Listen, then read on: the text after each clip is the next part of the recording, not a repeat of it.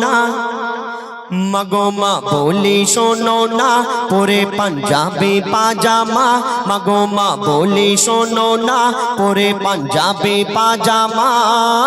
মাদ্রাসাতে পড়তে যাব মনের বাসনা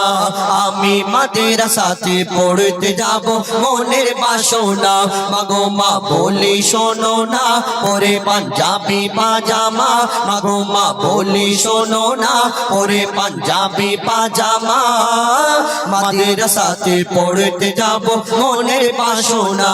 আমি মাদ্রাসাতে পড়তে যাব মনের বাসনা।